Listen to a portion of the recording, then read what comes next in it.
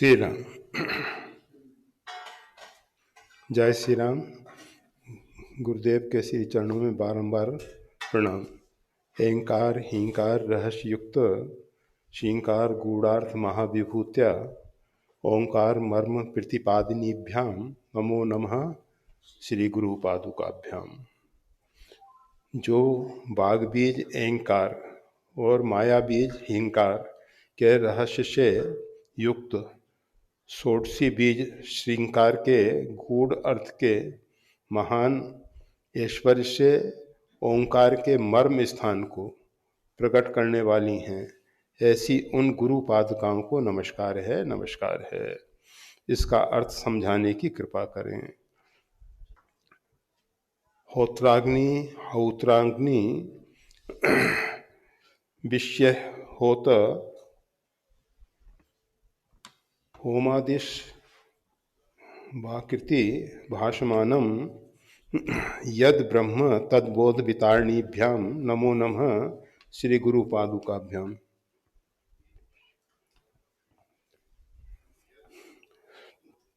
होत्र और हौत्र इन दो प्रकार की अग्नियों में हवन सामग्री होम करने वाला होता है और होम आदि इन सब में भासने वाला एक ही पर ब्रह्म तत्व को साक्षात अनुभव करा देने वाली गुरुदेव की पादुकाओं को नमस्कार है, नमस्कार है। इसका अर्थ समझाने की कृपा करें। जय श्री राम। गीत का बहन यूएसए।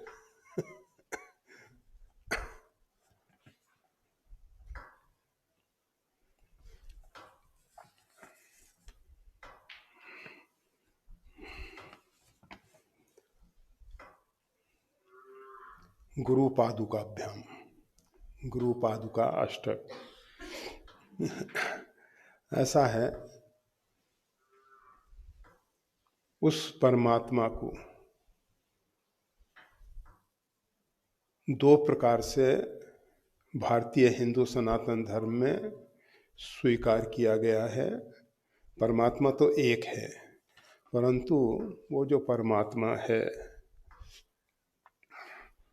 उस परमात्मा को कुछ लोग निर्गुण निराकार के रूप में मानते हैं, कुछ लोग सगुण साकार के रूप में मानते हैं। जो सगुण साकार के रूप में मानते हैं वो भिन्न भिन्न अवतारों को स्वीकार करते हैं। अवतार अर्थात वो जो परमात्मा है अपनी प्रतिष्ठा से नीचे उतरकर, क्योंकि वो विभू है, वो व्यापक है, वो जो परमात्मा सब जगह परिपूर्ण है, वो भक्तों पे कृपा करके अपनी प्रतिष्ठा से थोड़ा नीचे उतरता है। अर्थात एक देशीय, एक क्षेत्रीय बनता है। वो केवल लीला करने के लिए, जैसे श्री राम अवतार, श्री कृष्ण अवतार और भगवान के असंख्य अवतार हैं। कहीं 24 अवतार की प्रधानता है, कहीं 10 अवतार की प्रधानता है, कहीं 2 अवतार की प्रधानता है। जो अवतार हम सबके ज़्यादा नज़दीक है वो हमारे लिए ज़्यादा अनुकूल होता है। तो इन परमात्मा के जो भिन्न भिन्न अवतार हुए हैं उन सब के पूजा करने के लिए भगवान के 8 प्रकार के विग्रहों की बात आती है। 8 प्रकार के विग्रह हैं। उसमें भगवान का धातु विग्रह है, पाषाण विग्रह है, चित्र है, शालिग्राम है, ये सब भगवान के विग्रह हैं। तो नारायण के जहाँ तक सगुण साकार में पूजा के लिए अब बड़ा विग्रह है, उसकी रोज तो पूजा करना कठिन होता है, हमेशा साथ में लेके चलना कठिन होता है। इसलिए भगवान ने कृपा करके मुक्ति नारायण धाम में शालिग्राम के रूप में अपने आप को प्रकट किया है। उसमें शांभु परमात्मा का स्वरूप माना जाता है। उसमें प्राण प्रतिष्ठा इत्यादि की आवश्यकता नहीं होती है। तो वो जो शालिग्राम हैं उनका पूजन इत्यादि उनके पूजन से, उनके स्नान इत्यादि से चरणामृत प्राप्त होता है। वो चरणामृत के लिए 9 वस्तुएं जब एक साथ मिलती हैं तब वो चरणामृत होता है, जिसके मंत्र में कहा जाता है अकाल मृत्यु हरणम सर्वव्याधि विनाशनम।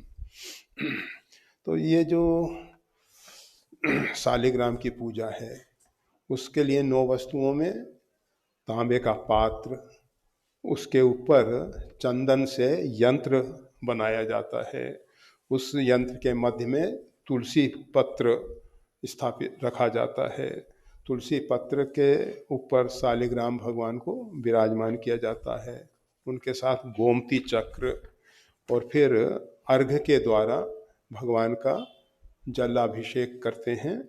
और गरुड़ घंटी अथवा पुरुष सूक्त का नाद, पुरुष सूक्त का जिनको बोध है वो पुरुष सूक्त का पाठ भी करते हैं और गरुड़ घंटी की ध्वनि भी करते हैं। गरुड़ घंटी इसलिए बनाई गई है, गरुड़ जी के चलने पर उनके पंखों से वेद ध्वनि होती है, तो हम सबको वेद मंत्रों का सही बोध नहीं है, हम सब उनका सही उच्चारण नहीं कर पाते हैं। ये चमड़े की जीभ जो है थोड़ी फिसल जाती है, इधर उधर हो जाती है, कभी उदात हो जाता है, कभी अनुदात हो जाता है। तो ऐसी स्थिति में अर्थ के अंदर बहुत कुछ अंतर पड़ जाता है, बहुत कुछ अंतर पड़ जाता है। इसलिए सावधानी रखते हुए गरुड़ घंटी की नाद, उसके साथ पुरुष सूक्त बोलते रहो, जिसको याद है या जिसको पढ़ना आता है।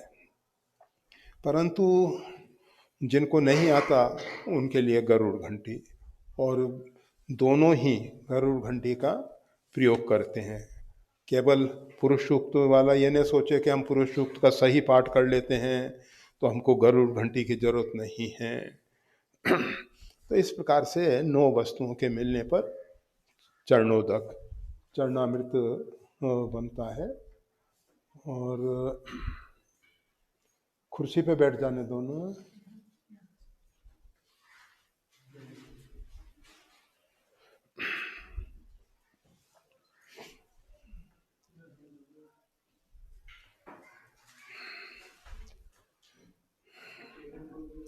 तो भगवान नारायण की पूजा के लिए और शालिग्रामी शिला, भगवान शंकर की पूजा के लिए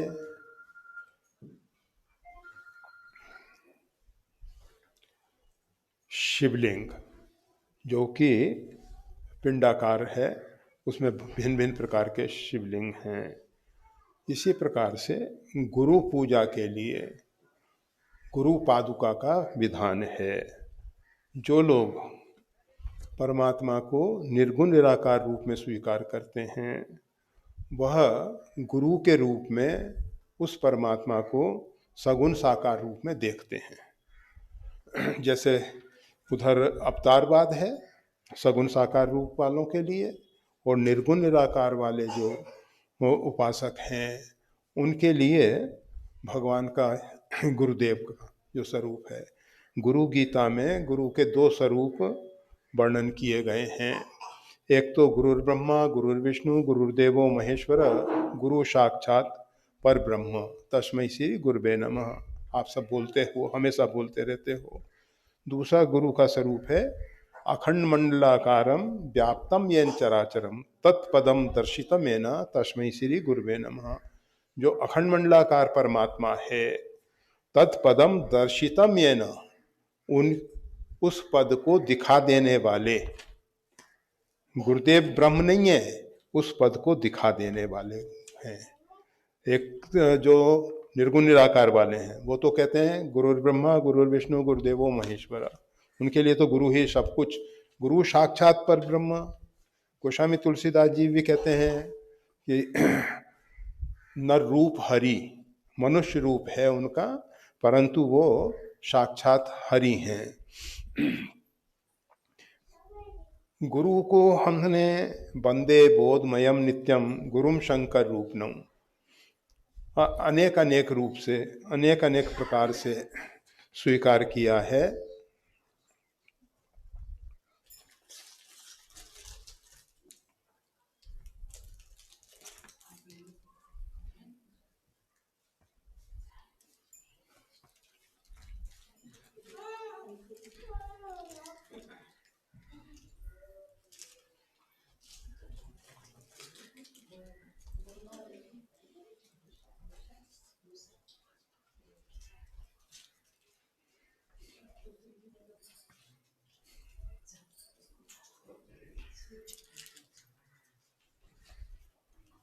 श्री राम।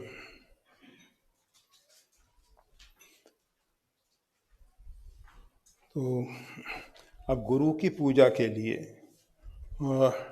हमको एक प्रतीक चाहिए। अब गुरु हमेशा हमारे साथ निर्गुण निराकार रूप में तो रह सकते हैं, हृदय में सगुण साकार रूप में भी रह सकते हैं, परंतु उनकी पूजा के लिए एक प्रतीक चाहिए, तो वो गुरु पादुका है। तो गुरु पादुका का जो पंचक है उसके अंदर कुछ श्लोकों के द्वारा गुरुदेव के पादुका पंचक में पादुका की महिमा को व्यक्त करने के लिए शब्दों का सहारा लिया गया है। शब्दों, वैसे शब्द जो है अपने आप में पूर्ण अर्थ प्रकट नहीं करता, फिर भी कभी अर्थ आखर बल सांचा। अक्षरों के आधार पे हम अर्थ घटन कर लेते हैं, और अर्थ घटन करने में अपनी अपनी बुद्धि अपने अपने हिसाब से अर्थ घटन करती है। तो यहाँ कहा जा रहा है, एंकार हिंकार रहस्य युक्त श्रृंकार गूढ़ार्थ महाविभूत्या ओंकार मर्म प्रतिपादिनीभ्याम नमो नमः श्री गुरु पादुकाभ्याम। गुरुदेव की जो चरण पादुका हैं वो एंकार अर्थात सरस्वती बीज मंत्र, जिसको बाग बीज भी कहा जाता है। और ये जो बीज मंत्र हैं इनका अर्थ समझ लेना चाहिए। जिस प्रकार से बीज में वृक्ष छिपा हुआ है, इसी प्रकार से इन बीजाक्षर मंत्रों में पूरे मंत्र की शक्ति, देवता, ऋषि और उसके सामर्थ्य सब छिपी रहती है। जब साधक इनका जप करता है तो फिर वो उसके अंदर पहले उसका अर्थ प्रकट होता है। अर्थ प्रकट होने के बाद वो उनका जो मंत्र का देवता है, जैसे सरस्वती बीजाक्षर है तो सरस्वती की आकृति हमारे सामने आएगी। फिर उसको सगुण साकार रूप में भी प्रकट किया जा सकता है, उनसे फिर वार्तालाप भी की जा सकती है, उनके आशीर्वाद इत्यादि भी पाए जा सकते हैं। जितना भी हम जप करेंगे उतना उसका परिणाम आ जाएगा। तो ये बीजाक्षरों का अपना अपना प्रभाव है। तो ये जो गुरु पादुका हैं वो इनके मर्म को, जो गूढ़ रहस्य है, मर्म अर्थात गूढ़ रहस्य जो गोपनीय है, छिपा हुआ है, उसको प्रकट करने वाली है। एंकार का जो सरस्वती बीजाक्षर है उसका जो गूढ़ार्थ है, साधारण अर्थ तो यही हुआ कि भाई बीजाक्षर है और ये सरस्वती बीज है, बाग बीज है, परंतु इसका गूढ़ार्थ क्या है? जैसा बताया गया कि सरस्वती का स्वरूप क्या है। भगवती आदिशक्ति शरीर में पराबानी के रूप में, पश्यंती के रूप में, मध्यमा के रूप में और बेखरी के रूप में विराजमान होती है। श्रीमद् गोस्वामी तुलसीदास जी महाराज कहते हैं, शारद दारु नार सम स्वामी राम सूत्रधर अंतर्जामी जेहि पर कृपा करहि जन जानी कभी उर अजीर्ण नचावही बानी। ये जो वाणी है ये सरस्वती जो है परमात्मा के हाथ की कठपुतली है। राम सूत्रधर, परमात्मा जो हैं वो सूत्राधार हैं, सूत्रधर हैं।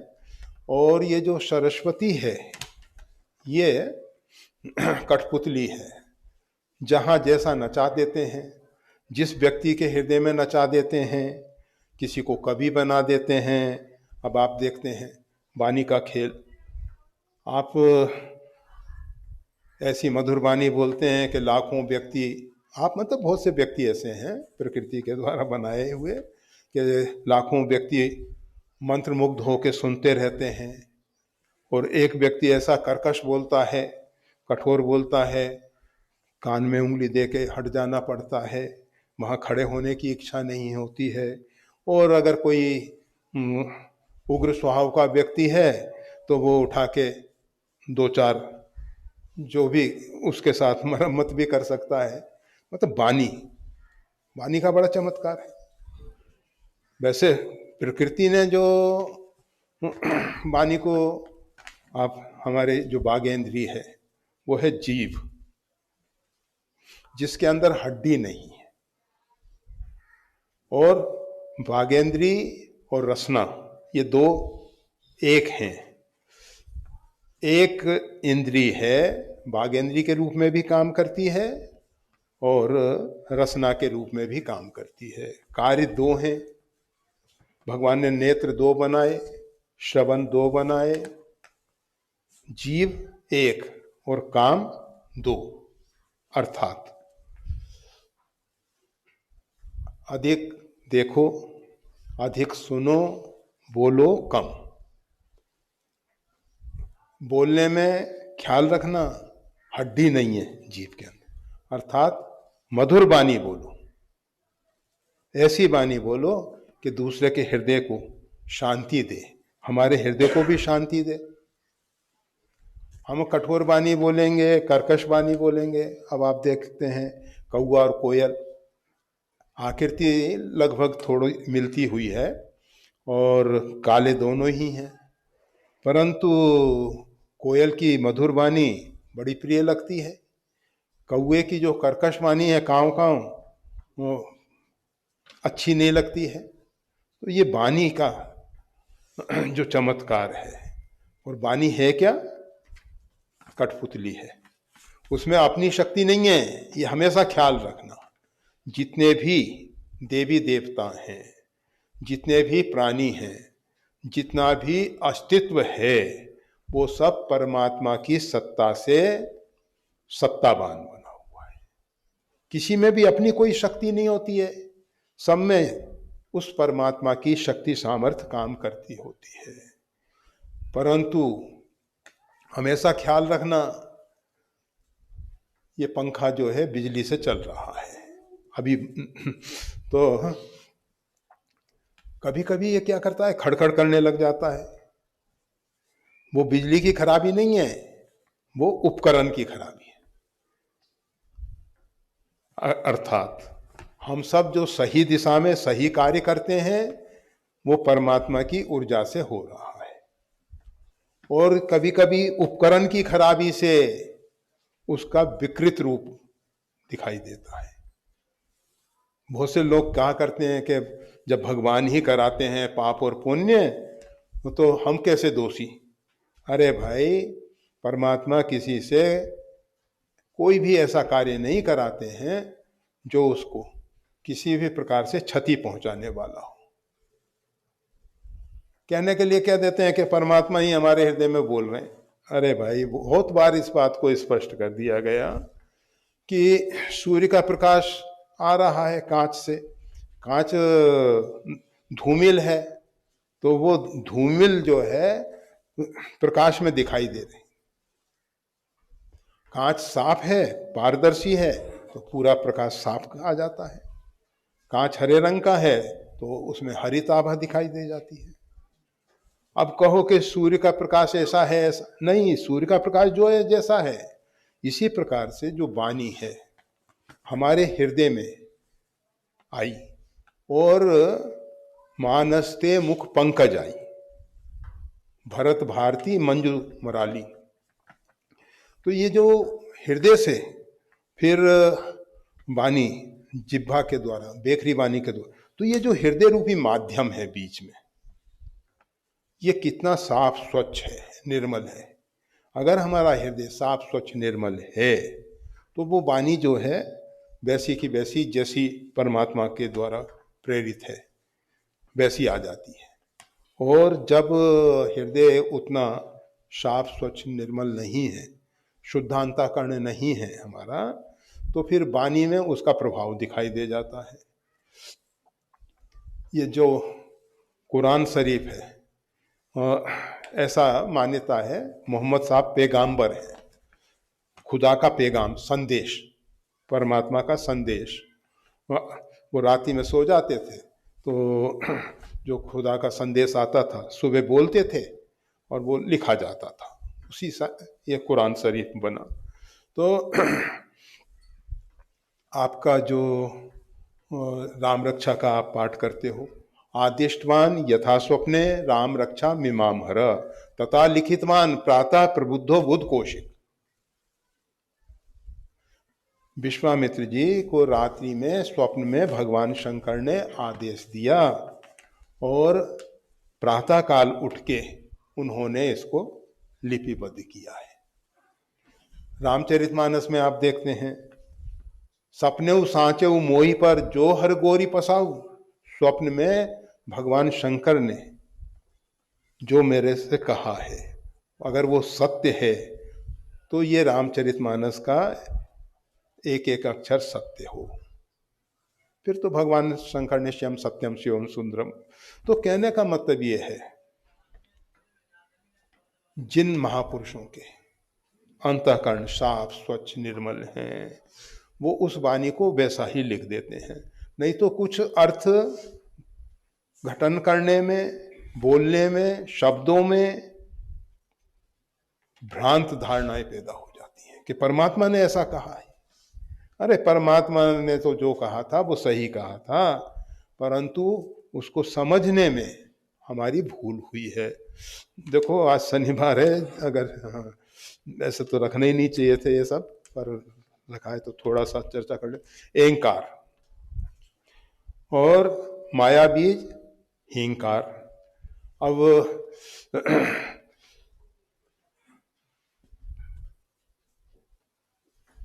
ये जो ह्रींग शब्द है,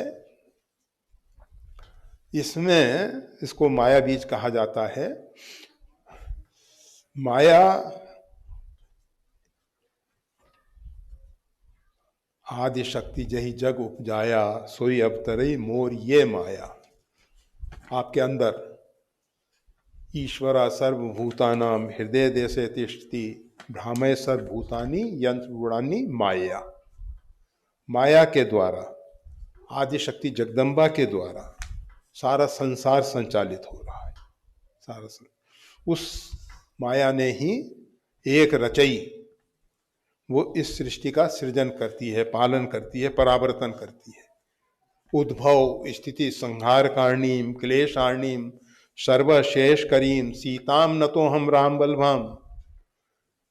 भगवती आदिशक्ति जगदम्बा जो है, सृष्टि का सृजन पालन परावर्तन सब कार्य वो करती है। उसकी जो शक्तियों की धाराएं हैं, उनमें उमा रमा ब्रह्मानी प्रकट होती हैं, फिर उनके अधिष्ठाता देव ब्रह्मा विष्णु महेश आते। ये लंबा एक विधान है। तो ये जो हींकार है, ये माया बीज कहलाता है। हमने पहले ही बताया आपको, ये बीजाक्षर जो भी हैं, इनका जप करने से उसका पूरा पूरा स्वरूप प्रकट होने वाला है अंदर। और षोडशी बीज श्रृंगार के गूढ़ अर्थ महान ऐश्वर्य से ओंकार के मर्म स्थान को प्रकट करने वाली हैं। ये जो गुरु पादुका हैं, अगर कोई साधक जो है श्रद्धा प्रेम से भर के सही ढंग से ये गुरु का प्रतीक हैं। जैसे शिवलिंग है, अब वो तो है तो पिंडाकार, उसमें ना नेत्र हैं ना कुछ है। कहीं कहीं जैसे पशुपतिनाथ के 5 मुख में हैं, परंतु सब जगह शिवलिंग में कोई अंग इत्यादि नहीं दिखाई देते हैं। फिर भी उसको जब हम उसका षोडश उपचार पूजन करते हैं तो यज्ञोपवीत धारण कराते हैं, चंदन लगाते हैं, वस्त्र धारण कराते हैं। तो इसी प्रकार से ये गुरुदेव की जो पादुका है, गुरुदेव का ही प्रतीक हैं, और हम इनका षोडशोपचार पूजन कर सकते हैं। आप देखेंगे गुरुद्वारे में ग्रंथ साहिब को गुरुदेव का स्वरूप माना है। वहाँ चंवर भी डुलाए जाते हैं, वहाँ तो सब पूजा वगैरह, क्योंकि गुरु उसी रूप में विराजमान है, ग्रंथ साहिब के रूप में विराजमान है। तो ये जो पादुका है ये गुरुदेव का स्वरूप है। इसका अगर कोई व्यक्ति सही ढंग से सेवा पूजा अर्चन करता है तो उसको ये ऐंकार, हींकार और श्रींकार के जो गूढ़ अर्थ का बोध होता है, उसके साथ साथ उसके पीछे जो महान ऐश्वर्य छिपा हुआ है वो प्रकट होता है, वो प्राप्त होता है। और जो ओंकार का मर्म है, ओंकार सब ध्वनियों का जो प्राण है, एक ओंकार, ये जो है सृष्टि में जब परमात्मा ने संकल्प किया एको अहम बहुश्याम, तो सबसे पहले ये ध्वनि, ओंकार की ध्वनि प्रकट हुई। वो सब ध्वनियों का प्राण है। सब ध्वनियों में ओंकार की ध्वनि छिपी होती है। अ उ म, ये ध्वनि जो है ये छिपी हुई होती है, और इसका ये परमात्मा का उद्बोधन के लिए ऋषियों ने परमात्मा को पुकारने के लिए, जैसे किसी व्यक्ति को पुकारने के लिए हमने एक नाम रख दिया है, अमुक नाम, तो वो व्यक्ति सुनता है तो कहता है मेरे को पुकारा जा रहा है। संपूर्ण मनुष्यों को संबोधित करने के लिए हमने मानव, कि ये सब मानव हैं। इसी प्रकार से उस परमात्मा को संबोधन के लिए उस परमात्मा का वाचक है क्या? ओंकार। और वो जो है प्रणव है, उसको प्रणव कहा जाता है। प्रकृष्ट करके नवीनता उसमें दिखाई देती है, उसमें हमेशा हमेशा एक नूतनता, नवीनता। वो जो ध्वनि है ओंकार की ध्वनि, वो हमेशा नवीन है, वो कभी बासी नहीं होती, कभी पुरानी नहीं होती। आप देखते हैं माँ गंगा कितने सालों से बह रही है, बहुत लंबे समय से भागीरथ जी कब से लाए, और आप जब हाथ में जल लेंगे तो नित्य नूतन जल आएगा हाथ में। ऐसा नहीं है कि वो पुराना जल आएगा आपके हाथ में। गंगा वही है, तो गंगा प्राचीन भी है, अर्वाचीन भी है। गंगा नूतन भी है और अत्यंत पुरातन भी है। इसी प्रकार से ये जो ओंकार की ध्वनि है, सृष्टि के आदि में कहा जाता है। वैसे सृष्टि का आदि होता नहीं है, क्योंकि सृष्टि जो है अनादि है, हमेशा से है, हमेशा रहेगी। ये जीव, ब्रह्म और उसकी शक्ति, ये सब हमेशा से हैं, हमेशा रहने वाले हैं। इसीलिए जीव को भी सनातन अंश कहा गया है। परमात्मा की जो प्रकृति है परा अपरा, ये भी अनादि है। ऐसा नहीं है कि परमात्मा के बाद ये प्रकृति पैदा हुई। व्यक्ति और व्यक्ति का स्वभाव, नेचर अलग नहीं होता है। इसी प्रकार से परमात्मा और परमात्मा की प्रकृति अलग नहीं है, हमेशा से एक साथ हैं और एक ही हैं। कहियत भिन्न, कहने के लिए भिन्न हो सकते हैं, परंतु अभिन्न तत्व है वो। तो ये जो ओंकार है, इसका जो वो मर्म है अर्थात परमात्मा, उसका बोध करा देती है गुरु पादुका। अगर सही निष्ठा से हम गुरु पादुका का सेवन पूजन करते हैं, हृदय में हमारे गुरु पादुका में गुरु का स्थान है। भरत जी जो हैं भगवान श्री राम की पादुका में सीता राम जी का दर्शन करते हुए राज सिंहासन पे उनको स्थापित किए हैं और उनकी सेवा पूजा करते हैं और उनसे ही आज्ञा मांग के संपूर्ण अयोध्या का राजकाज करते हैं। तो ये पादुका जो है, ये सब अहंकार, हींकार, श्रींकार और ओंकार का जो गूढ़ रहस्य, गूढ़ मर्म है, उन सबको प्रकट करने वाली हैं, उनके स्वरूप को प्रकट करने वाली हैं। उनकी कृपा और करुणा से वो जो परिपूर्णतम ब्रह्म है, जो निर्गुण निराकार है, वो सगुण साकार रूप में प्रकट हो सकता है। आपकी निष्ठा के ऊपर निर्भर करता है। जहां आपकी निष्ठा आस्था दृढ़ हो जाती है, वो कहा जाता है एक अहीर, ये जो पशुपालन करने वाले हैं,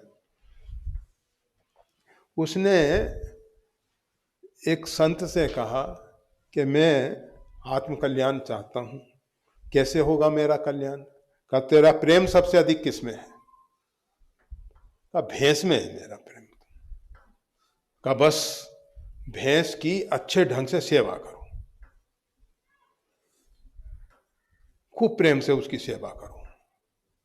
अब उसने मंत्र मूलम गुरोर वाक्यम, भैंस की सेवा अच्छे ढंग से करने लगा। उसको दिन में 2 बार स्नान कराए, अच्छे ढंग से उसका चारा दे, उसके तेल वगैरह लगा के बहुत अच्छे ढंग से उसको रखता था, मक्खी मच्छरों से उसकी रक्षा करे, सब करे।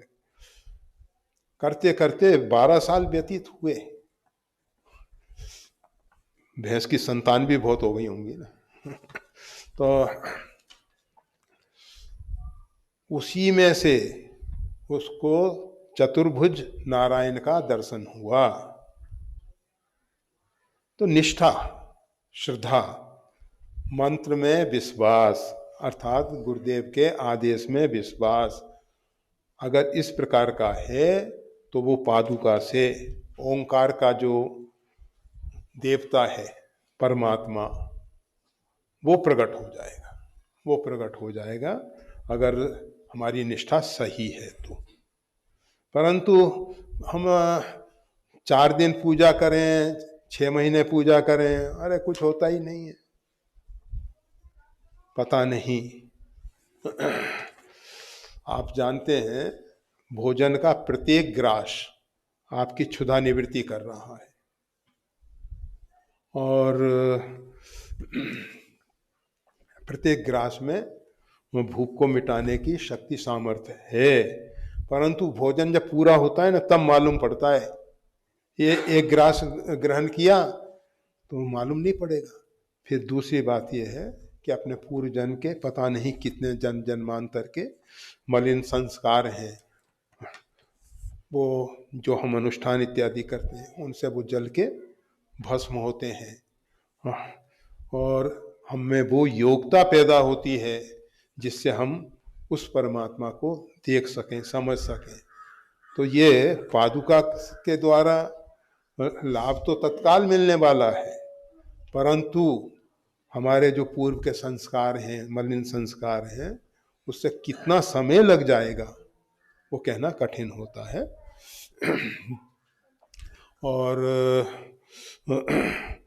बस निष्ठा, श्रद्धा पूर्वक गुरु पादुका में गुरुदेव का दर्शन करते हुए अगर कोई उनकी सेवा करता है तो ये प्रकट हो जाएंगे सब इनके सबके रहस्य। और बस अभी तो अब इससे ज़्यादा समय हम नहीं, क्योंकि आज शनिवार है और कल प्रस्थान है, तो कल भी बस यहाँ से जल्दी निकलना है हमको, लगभग 9:15 बजे यहाँ से प्रस्थान है। तो कल इस प्रकार से 1:30 बजे शायद गाड़ी में बैठे होंगे, जो भी होगा जैसा भी होगा। तो आज पूरा हुआ। दूसरा श्लोक का जल्दी करने में कुछ लाभ भी नहीं होता, और जितना लिखा हुआ है उतना तो पढ़ ही रहे हैं आप सब।